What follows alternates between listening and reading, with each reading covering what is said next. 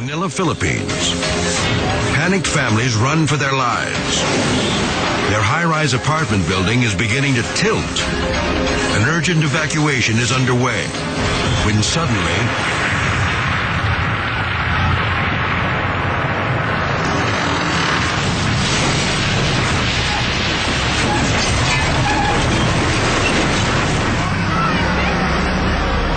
men, women, and children are still running for safety when the foundation gives way. The building rips through power lines, threatening to ignite the entire neighborhood.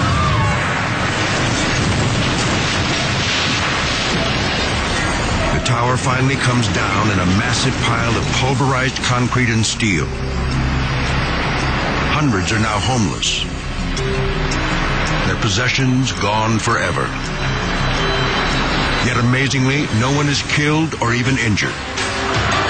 Shoddy construction is blamed for the disaster. Criminal charges are filed against the building's owner. He's lucky they don't include murder.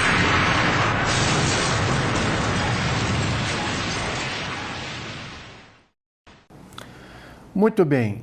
Desde o jardim da infância até a pós-graduação na COP, na Ilha do Fundão, no Rio de Janeiro, eu estudei em escolas públicas.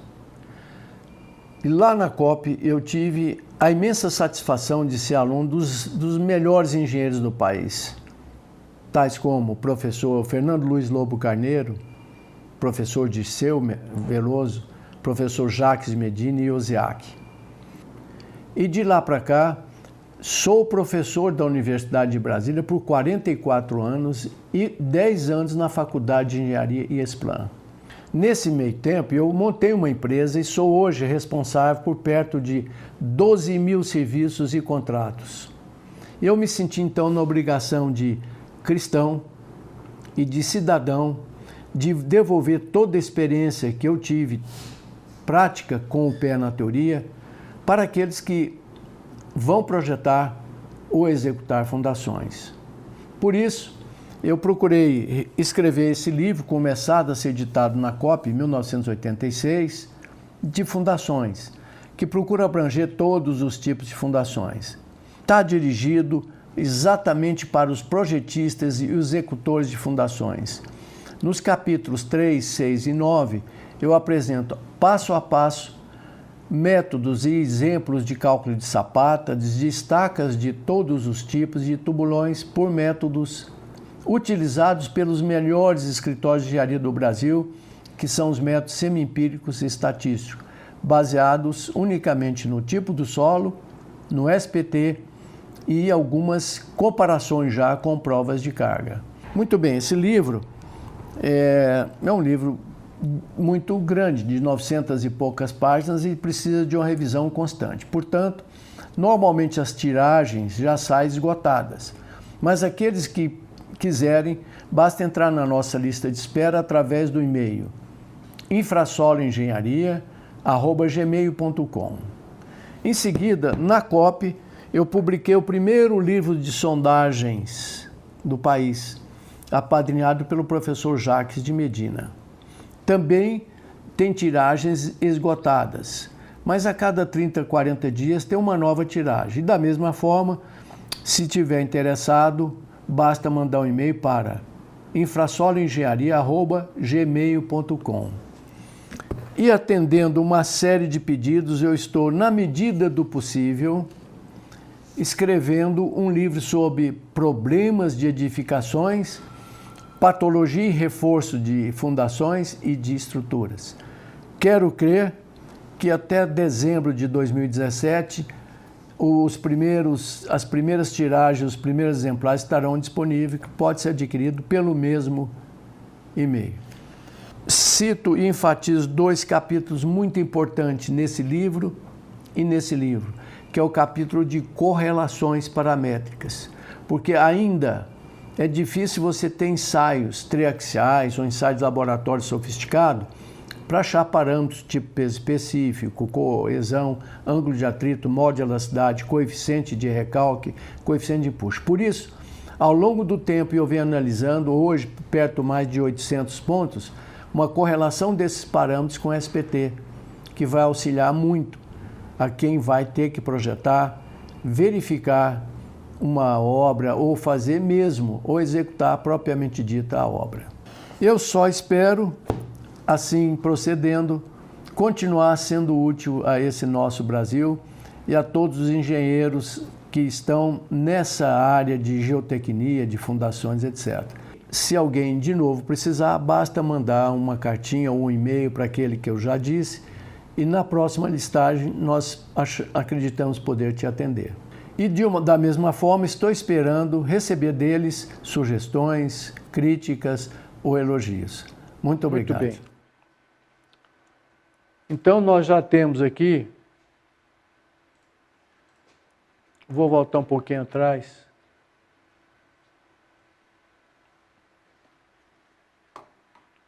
umas primeiras tabelas elaboradas pelo FIPE, que é a Federação Internacional de Protendido, que sugere a frequência de se fazer inspeções. Parece brincadeira, né? Mas no Brasil, raramente eu vou visitar uma obra, eu sou contratado para fazer uma perícia, nunca teve inspeção. Nunca teve inspeção. E como nós martelamos na aula passada, todo o problema foi falta de uma inspeção. Falta de inspeção matou muita gente, tem um prejuízo. Brumadinho, viaduto de Brasília, viaduto de São Paulo, o edifício lá no Ceará e etc. Falta de inspeção. Então agora se está arranhando a possibilidade de nós termos essa inspeção obrigatória. Fortaleza já tem uma inspeção, vou mostrar aqui, é obrigatório, parece que o Espírito Santo está chegando lá, e Brasília. Muito bem. Não é o caso de Fortaleza, onde foi baixado um decreto, uma lei municipal, que independe das condições. Ele dá prazos, em função da idade do prédio. A Federação Internacional de Proteção e a norma brasileira foram um pouco mais detalhadas. Elas classificam, para entrar numa tabela sugerida, eles fazem uma classificação que depende de uma série de fatores. O primeiro, por exemplo, é classe. Classe 1, como vocês podem estar vendo no slide, é quando o paciente pode sofrer, além do Covid, pneumonia e a possibilidade de morrer, e o preço da UTI hoje por dia são R$16 mil, então fica caro e ele vai morrer. Então esse paciente é classe 1. O meu prédio, onde um desabamento pode matar alguém, pode gerar um transtorno enorme do prédio evacuado ou blindado, e pode custar uma fortuna. Então, se for classe 1, ele sugere fazer inspeções com mais frequência. O classe 2 é esse que, se matar ou se cair, não mata ninguém, só vai dar prejuízo, etc. Então, tem a questão estética e funcional. E a classe 3, onde um sinistro qualquer, um colapso, não causa tanto problema. Portanto, se você vai se enquadrar nessa metodologia para poder orientar a sua pesquisa, ou exigir ou sugerir, lembre-se que tem essas condicionantes.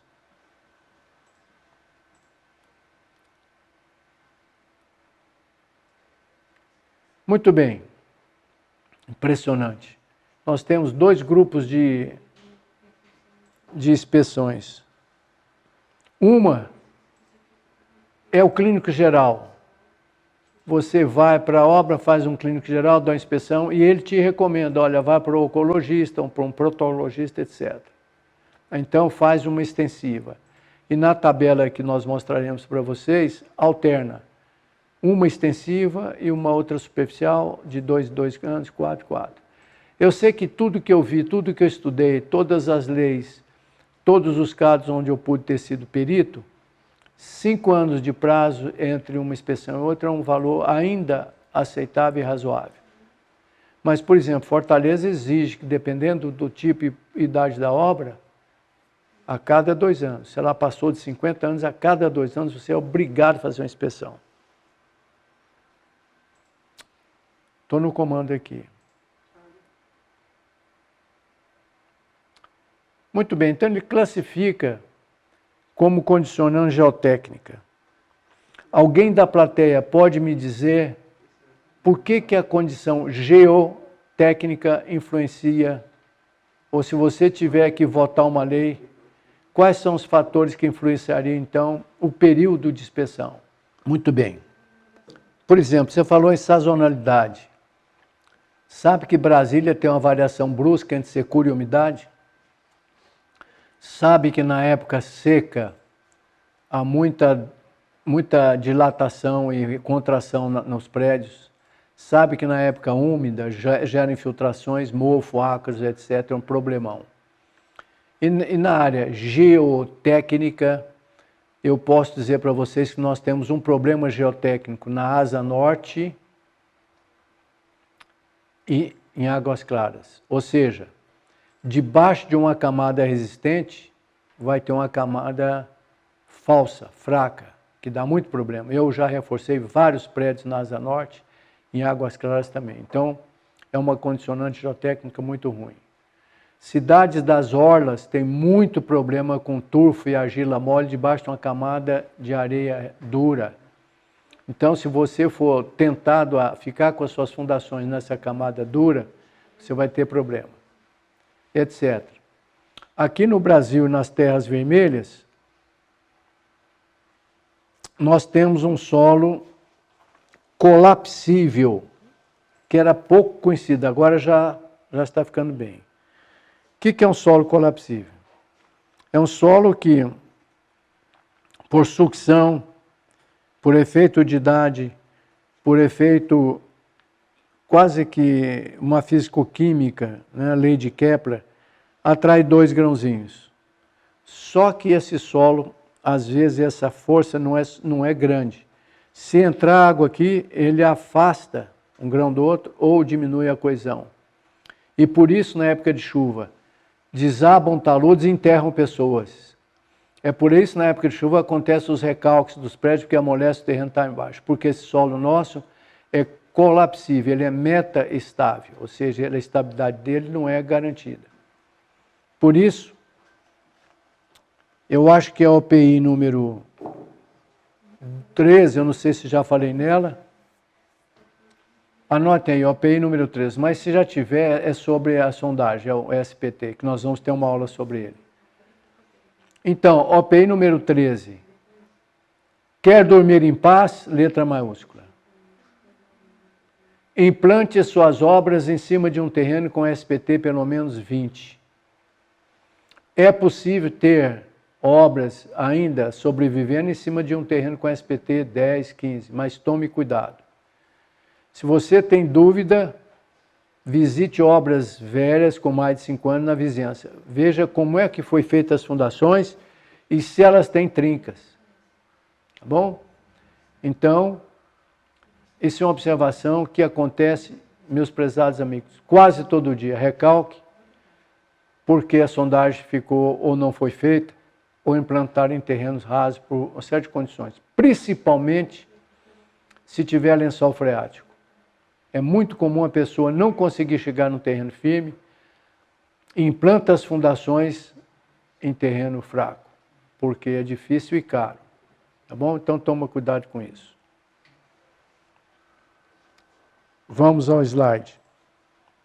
É o seguinte, nas terras roxas do Brasil, nos solos vermelhos, que são argilosos, com SPT mais do que 20, eu nunca vi uma obra ter problema sério, mesmo quando o lençol freático sobe, ou pior ainda, quando vaza água servida de esgoto e água de sabão. O solo nosso é ácido, o pH do solo vermelho do Brasil é 4,3, 4, 5 por aí. Se por acaso há um vazamento de águas servidas, ela vai desmontar, vai quebrar a sucção, vai tirar a coesão, etc. E a obra entra em aceleração, um recalque muito mais rápido do que eu já imaginava. Tem uma quadra em Brasília que eu não posso dizer por ser particular. Os 11 prédios dessa quadra, num período chuvoso, recalcaram bastante. Eu tive que reforçar todas elas. E a profundidade dos tubulões de reforço, 23 metros, porque antes disso não tinha nada confiável. Era bom, mas não tinha resistência suficiente. Me lembro bem que eu sempre levei os alunos para ver um prédio, é pena que o síndico não permite mais. Tem um prédio numa quadra que tem 70 pilares. Ele afundou por igual, assim, mais ou menos um palmo. Então, nós entrávamos na garagem com os alunos e víamos todos os pilares afundados, as bacias, sabe?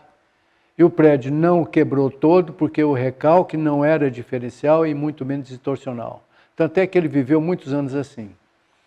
É uma pena que eu não posso mais levar meus alunos, inclusive do mestrado, quando eu lecionava lá, porque apesar de que eu disse, olha pessoal, essa obra é particular, não pode se divulgar que ela tem um pequeno câncer.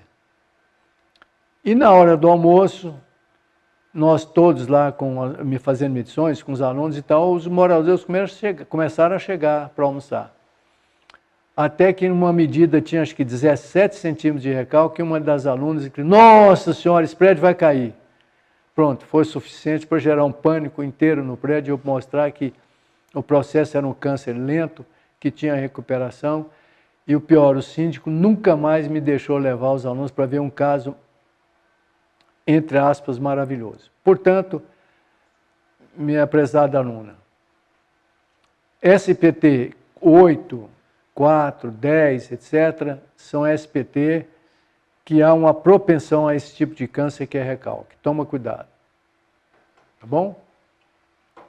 Em Brasília, nós temos uma argila vermelha muito boa, sabe? Que permite fazer a melhor fundação que existe, que é tubulão a céu aberto. A norma agora está restringindo, porque aqui quase em off, eu acho que teve intervenção do lobby de fabricantes de escavadoras. Tanto é que eu sempre prefiro a escavação manual, porque quem vai na minha frente, que eu desço em todos eles, já me explica tudo o que está acontecendo. E existem algumas regras vitais na execução de tubulões. Eu mesmo já disse em 12 mil tubulões, como eu disse na aula passada, o mais fundo tinha 37 metros, 10 andares de profundidade. E também lembro que os alunos estavam em cima do furo, um fuste de 1,5 metro, e eu ouvi comentar lá de baixo, a gente ouve bem a conversa em cima. Puxa, o professor ficou desse tamanhozinho quando desceu lá embaixo, né? Então só me viu com o capacete desse tamanhozinho. Estava desabando. Por isso eu desci para ficar com os peões, porque tem posição de trincas. A trinca dentro da base, a base tinha uns 4 metros. Ela desplaca. Depende da atitude da sedimentação. Ela, às vezes, tem camada aqui que alterna de 2 centímetros, muda de cor, tem areia, tem etc. Se essa declividade for para dentro da base, precisa tomar um cuidado. É melhor tirar logo. Ela dura aí umas horas até desabar. Então, tirou, limpou rápido, sobe e concreta. Muito bem. Por que tubulão? Porque tubulão, eu não estou passando slides, eu abri a barriga do paciente e te mostrei, olha isso aqui, olha, se ele está com problema de câncer de pâncreas, não dá para operar, porque está vendo aqui, ó, presa no coração e no pulmão. Então, eu abro o paciente e levo você para ver. E nada melhor do que descer num tubulão, com uma certa segurança, ou com toda a segurança. Nunca tivemos um problema, já fizemos mais de 50 mil. A norma agora está restringindo por questões que eu não, éticas que eu prefiro não discutir aqui, mas eu sempre prefiro tubulão a estaca hélice. Sempre prefiro escavação manual do que a rotativa escavação manual. Eu, lamentavelmente, tive que comprar 5 estaca hélice, que a norma restringiu a utilização dos tubulões. Muito bem. Então, se você olhar o material que eu vou te mandar, ou qualquer bibliografia, tem as condicionantes e tal. Tem uma observaçãozinha que eu faço para os baianos, que existe, ao contrário do solo colapsível, que é o que abate, e o expansivo, que incha. Tem uma região na Bahia chamada Massapê, estou me lembrando de um caso, Massapê baiano, que quando ele molha, ele enche. Portanto, se você não fizer um colchão drenante debaixo da sua casa ou do seu prédio, ele vai umedecer e vai arrebentar a laje de baixo para cima. De baixo para cima. Me lembro que lá no Lago Norte eu fui fazer uma consultoria de uma varanda que estava estourando de baixo para cima. E todo mundo preocupado que era recálculo, falta de cálculo estrutural, etc.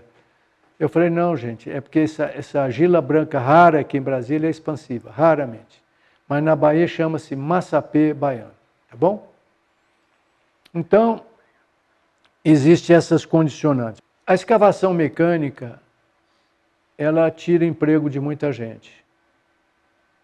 A obra do DENIT eu tinha 400 homens rodando 200 sarilhos.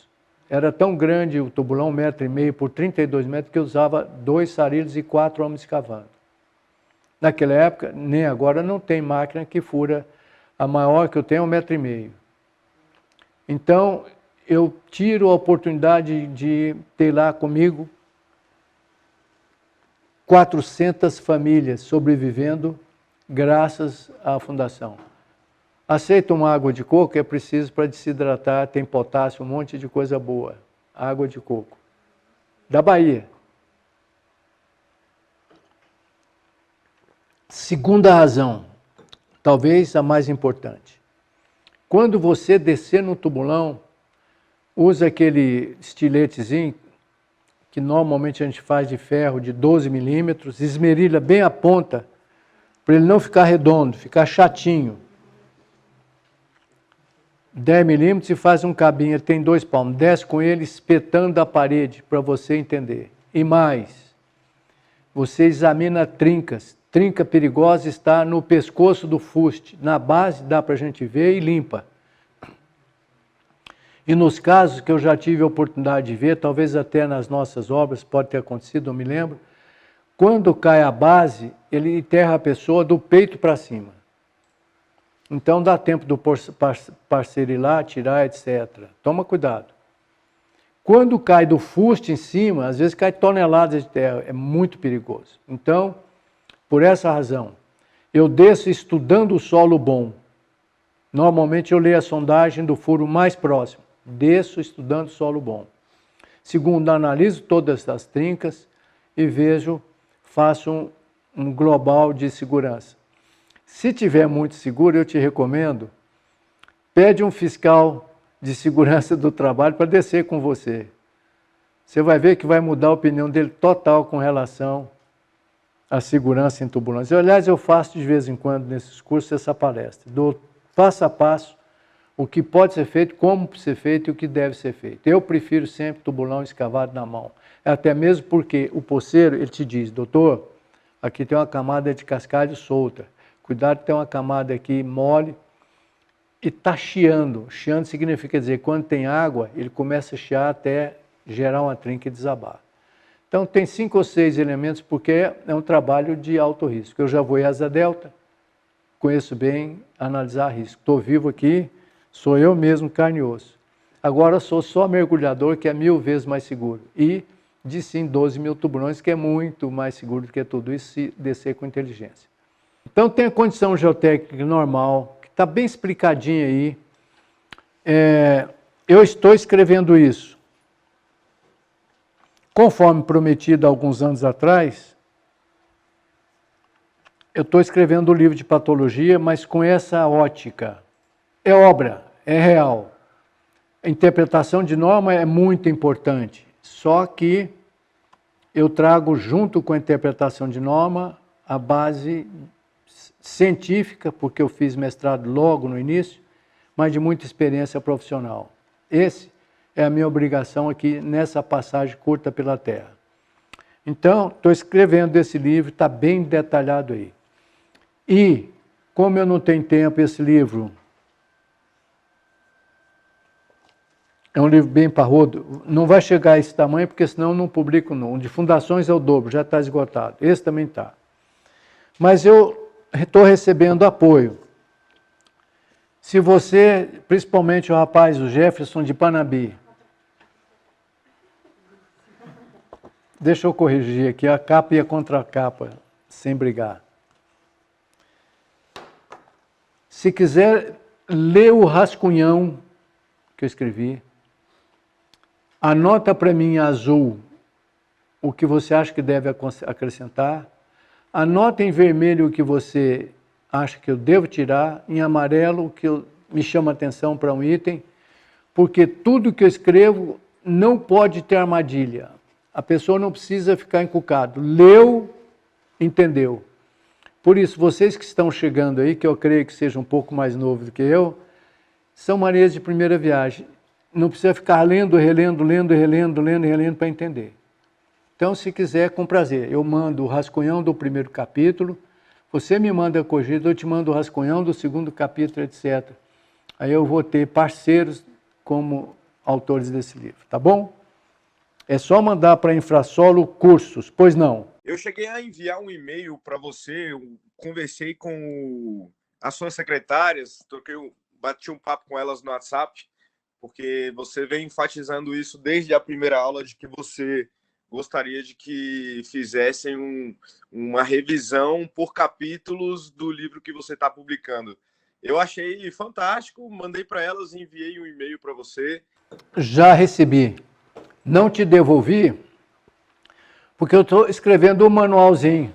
Mas eu gostei dessa proposta aí de enviar a cada capítulo revisões com as nossas marcações, porque aí a gente pode complementar o trabalho. E igual você falou que como tem que ser uma leitura fluida e inclusive até para iniciantes no assunto, eu acho que eu conseguiria muito bem fazer esse papel, porque eu sou um leitor muito ávido, gosto de ler pra caramba. Então me ajude. Apesar de escrever simples, ela tem destino para PhD também, sabe? Porque eu falo na base fundamental e depois te dou a sustentação teórica. Eu só não te mandei ainda, eu recebi, porque já recebi mais uns 4 ou 5, porque eu quero escrever um manualzinho. E oportunamente tem um trabalho de pesquisa que eu até ofereci de boa vontade, uma bolsa para fazer o trabalho de pesquisa do melhor item hoje no Brasil, que é a correlação entre SPT e capacidade de estaca, sabe? Depois eu explico, porque senão as perguntas... Pode perguntar, é proibido ficar calado nesse curso, eu tenho tempo. Se for preciso, a gente prorroga 1 ou 2 aulas sem problema nenhum. Inclusive, eu recebo problemas que eu vou discutir aqui na sala de aula. Muito bem, tem ali uma condição normal. O que é o perfil geotécnico? O perfil geotécnico, eu vou falar na parte, eu tenho que falar sobre sondagem, que é um grande problema em geral, e o Brasil ainda não faz sondagem em todas as obras, isso é um perigo. Já tive casos de matar o coração, por exemplo, já não sei se já falei, talvez eu vou falar, em Ilhéus, na Bahia, um prédio de luxo. O engenheiro que estava acostumado em estrutura a fazer obras sem sondagem, fez essa também. Só que essa estava num perfil chamado errático. A obra afundou tanto que não deu nem para colocar os vidros. Quando começaram a colocar, estourou tudo porque ele torceu. De matar gente de coração. Porque economizou R$3.000 para fazer 2 furos de sondagem. R$3.000. Muito bem, um perfil geotécnico que é considerado normal, que te dá uma tranquilidade, quando ele é simples, as camadas são paralelas, não tem lençol freático, não tem bloco de rocha, não é errático, etc. Isso é bastante fácil de entender e está bem explicado. Isso é uma condicionante para dizer de quanto em quanto tempo você tem que fazer obra. Por exemplo, a vistoria na Asa Norte é todo errático. Então precisa tomar cuidado, de vez em quando está voltando nas suas obras para ver se está tudo bem. Muito bem. Isso para construir uma tabela que agora está virando lei. Isso que está escrito aí é intuitivo, né? Não precisa discutir, etc. Tem a classificação. Agora tem um outro fator que influencia, que compõe os parâmetros que vão entrar nessa tabela. É as condições ambientais e de carregamento. 2 coisas importantes. Tem mais detalhes. Um ambiente pouco salgado, não marítimo. Ambiente que não tem fábrica para mandar cloreto, etc., que são altamente corrosivos. E do outro lado, carregamento. Tem obras que têm efeito de vento, que tem carregamento dinâmico ou cíclico. Ele é pior do que o carregamento estático. Então, dependendo da sua condição, ela vai pesar na tabela. Carregamento cíclico é aquele que eu comprimo o solo, ele afunda um pouquinho e não volta todo. Cada vez mais vai comprimindo, vai dando problema e alterando as suas condições. Etc. Isso são coisas simples e óbvias, mas eu estou só mostrando quais os itens que compõem essas tabelas. Se tiver alguma sugestão, a gente manda para a norma, porque isso não está normatizado ainda. Alguns estados, depois que levam uma rasteira e um tombo enorme, estão obrigando. Mas, para te ser franco, ainda sem uma base física correta. Ou seja, completa. E nesse aqui, eu digo que Deus, além de brasileiro, é engenheiro civil. Basta ver o período de frequência que as nossas obras tiveram uma vez indo ao clínico geral, vistoria. Puxa, quantos prédios com mais de 50 anos que nunca passaram por uma vistoria? Entenderam? Então, não caem mais. Só para você ficar tranquilo. Eu sou pesquisador e trabalho com estatística de problemas.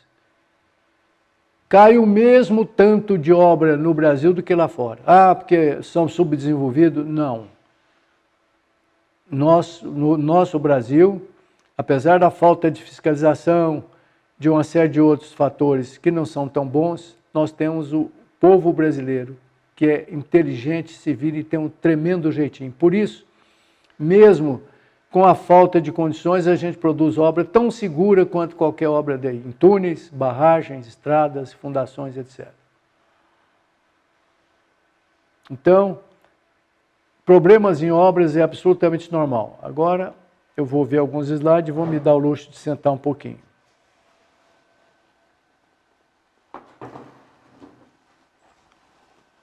Não precisa dizer, inclusive eu tenho na terceira aula, uma similitude com esses gráficos que estão virando moda. Quando a gente projeta uma obra, é aqui nessa webcam mesmo, estou na posição correta? Quando se projeta uma obra, segundo a nova norma de desempenho, que é a nossa Bíblia, eu não vou entrar muito em detalhes em norma, mas essa você precisa ter, que é a 15575 de 2013. Entrou no ar agora, 2014. Ela mostra que a vida útil gira no entorno de 20, 50 anos. Então, eu preciso ter uma obra que tenha um desempenho bom durante esse período de vida útil. É um gráfico que, inclusive, eu fiz e mostro para os meus alunos que é o que eu gostaria de ter de desempenho. Não gostaria de ter um desempenho de uma curva que fosse baixando cheio de problemas. Eu gostaria de ter ela bem linear e morrer de repente, sem dar trabalho, sem sofrer muito. Tá bom? Então veja esse gráfico aqui. Eu tenho um desempenho requerido. Essa obra precisa funcionar bem, a estrutura precisa funcionar bem, a fachada funcionar bem, etc, etc, fundações, que o ideal seria pelo menos 50 anos. Um dia a gente chega a melhorar isso para 70. Então pode-se observar aí que eu tenho um desempenho mínimo esperado. Com a idade ela vai perdendo desempenho, como nós, né?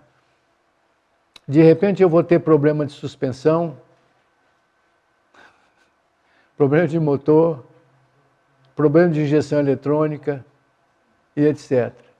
Então a obra também vai sofrer nisso. Só que, se eu fizer um check-up com uma certa frequência, ela vai caindo, eu subo de novo a expectativa de vida. Vai caindo, eu subo de novo a expectativa de vida. Subo de novo e ela aumenta a expectativa de vida. Então, isso é importante. Aqui é um gráfico semelhante,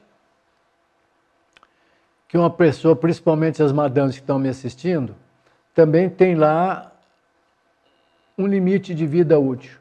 Eu vou fazendo pequenos check-ups, como se fosse botox. As madames continuariam lindas desde que fizesse check-up, etc, etc. Aí vai caindo, vai aumentando. Nós temos um até aqui mais alto, que a situação já está mais ou menos periclitante, que se usa silicone, mas mantém a qualidade de vida. Inclusive, pode observar no eixo do X embaixo, no tempo, eu aumento a expectativa de vida residual. Eu, por exemplo, se não fosse uma série de remédios, de substituição de hormônios, antibióticos, etc., eu estaria morto. Então é porque, apesar de não ser... levar isso muito a ferro e a fogo, eu faço check-up sempre e tem me ajudado. Eu recomendo a todo mundo. Então a nossa obra é a mesma coisa, de novo insistindo na questão da manutenção. Muito bem, um aviso aos marinheiros.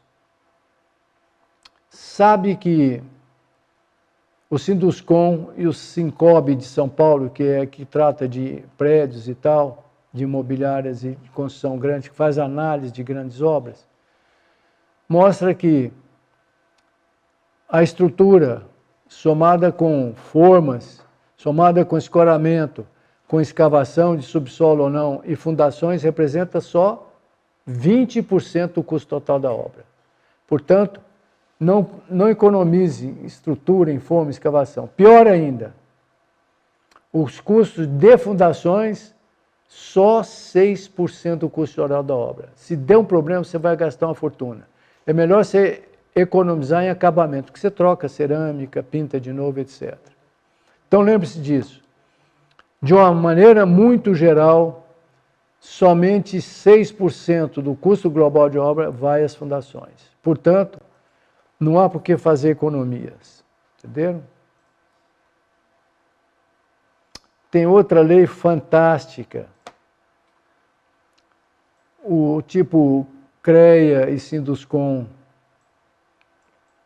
lá dos Estados Unidos, financiaram uma pesquisa de um engenheiro chamado Sitter. Ele era engenheiro estatístico.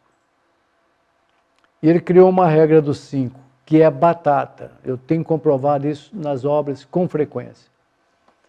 Ele diz o seguinte, olha, se você, na hora de fazer o projeto, gastar um valor X para fazer o projeto, mas quer melhorar bastante, quer fazer um pré-natal legal, etc., fazer um check-up, aumenta aí cobrimento da ferragem para proteger o ferro contra oxigênio, mais sondagens, controle de concreto, você multiplica os prejuízos numa razão 5. Então, se você gastar 10 mil reais para melhorar um projeto bom, não é projeto ruim, mas pode ficar melhor ainda, se você encontrar um defeito ainda quando está fazendo o projeto e a execução da obra, agora eu vou para a webcam, você verifica que você vai gastar 5 vezes mais, você vai gastar 50 mil a mais para socorrer um problema que aconteceu a tempo e a hora. Se, entretanto, você, quando for fazer a manutenção preventiva, que normalmente se faz, você vai gastar 25 vezes mais, ou seja, isso vezes 50 vai dar 750 mil reais a mais. Se der problema e você tiver que fazer no reforço, você vai gastar, desculpa, eu me enganei, 25 vezes a mais. Vai subir para, não me lembro dessa escala, eu me lembro que eu fiz essa comparação em Florianópolis, mas vai para mais de 50 vezes o prejuízo. Então, eu já tive obras que no reforço gastaram perto de 3 milhões de reais por causa disso. Então, lembra da regra de Sitter. Corrija logo no começo o seu problema. Corrija logo no começo o seu problema. Vê se o seu cliente te autoriza a gastar 10 mil reais a mais durante a obra para fazer um projeto melhor. Entendeu? Chama Lei dos 5, é uma progressão geométrica. Muito bem.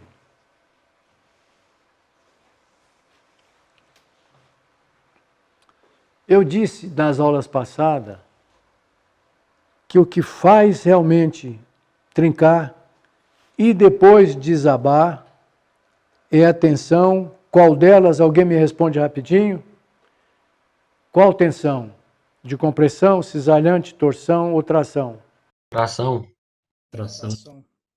Pode procurar na sua obra, tração. Aí me pergunta, professor, eu tenho um alto momento fletor, o momento fletor vai gerar trinca ou vai fazer minha obra desabar? Falei, não. Momento fletor não gera nada disso. Ele gera a tensão de tração embaixo. O momento fletor, ele desce para fibra inferior ou outra e gera tração. Essa sim é que vai gerar uma trinca, essa sim que vai derrubar a sua obra. É uma tensão de tração. Procure, quando você for ver um problema, aonde está a tração. Isso te ajuda demais nos seus laudos, nos seus relatórios, para ficar consistente. São bons relatórios, mas só que esquece da base. Então, sai procurando tração. Só está dizendo aqui, só reafirmando o que o Citer falou. Você pode economizar até 125 vezes o custo da intervenção, se realizar no momento certo. Até 125 vezes. Vezes 10 mil daria 1.250.000. Já tive uns 3 casos onde foi preciso gastar mais do que isso.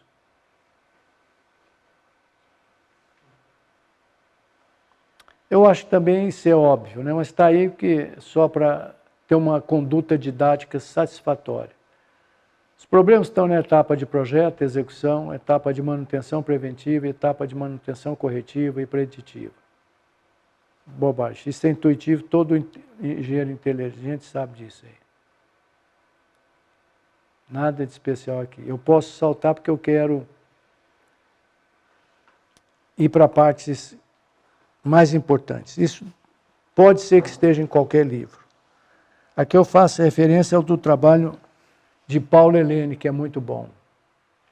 Ele mostra aqui, com detalhes, você pode ler depois. Eu vou gastar numa etapa tal, vamos supor 30 mil reais, tal, vai multiplicando, você acompanha isso daí sem chegar. Em tese, o que importa é que fique aí.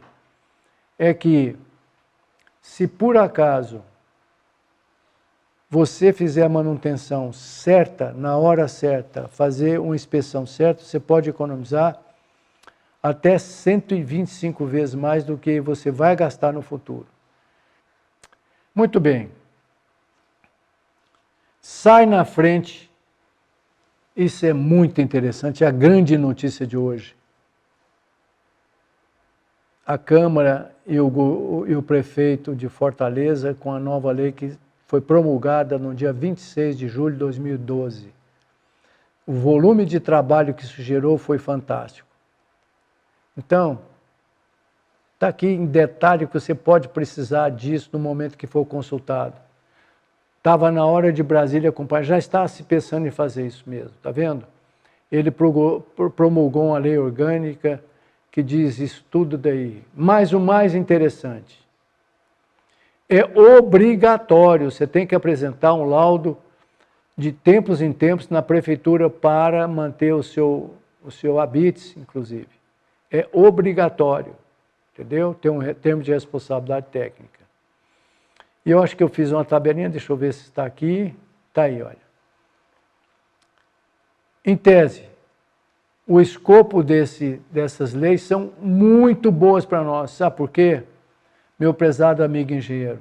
Meu prezado amigo engenheiro de fundações, principalmente.